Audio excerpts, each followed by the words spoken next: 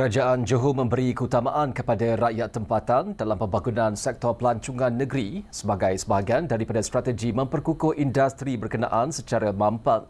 Menteri Besar Dato' Onn Hafiz Ghazi berkata pendekatan itu dapat dilihat antaranya menerusi pelaksanaan kadar tiket berbeza di Zoo Johor dengan rakyat tempatan dikenakan bayaran RM10 berbanding RM30 bagi pelancong asing.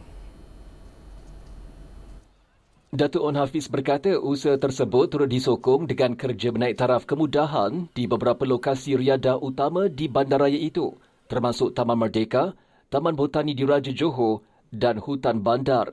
Menurutnya, langkah berkenaan bertujuan memastikan rakyat tempatan menjadi kumpulan pertama menikmati kemudahan pelancongan yang disediakan kerajaan negeri. Saya nak bagi penekanan kepada bangsa Johor bahawa dari segi leisure, dari segi beriadah, mereka diutamakan dulu. Dan akan ada banyak lagi produk yang akan dilancarkan tahun ini.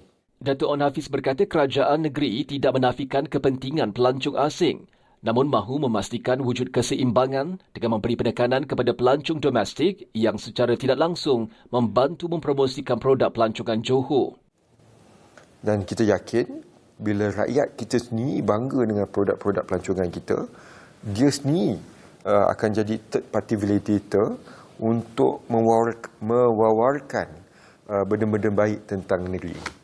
Beliau berkata beberapa produk pelancongan di daerah-daerah turut dinaik taraf termasuk kawasan air terjun Gunung Ledang di Tangkak dan Kampung Sungai Melayu di Iskandar Puteri yang berpotensi sebagai destinasi eko pelancongan. Menteri Besar itu berkata, strategi tersebut selari dengan perancangan Tahun Melaut Johor 2026 yang memberi tumpuan kepada pengukuhan sokongan pelancong domestik dan antarabangsa. Kerajaan negeri sebelum ini menasarkan kutipan hasil secara langsung dan tidak langsung berjumlah RM42 bilion sepada Tahun Melaut Johor 2026 berdasarkan sasaran 12 juta pelancong sepanjang tahun tersebut. Kerajaan negeri turut memperuntukkan RM116.35 juta bagi tempoh 2024 hingga 2025 untuk menaik taraf kemudahan awam, mempertingkatkan tarikan pelancongan serta memperkukuh pengalaman pengunjung di negeri itu.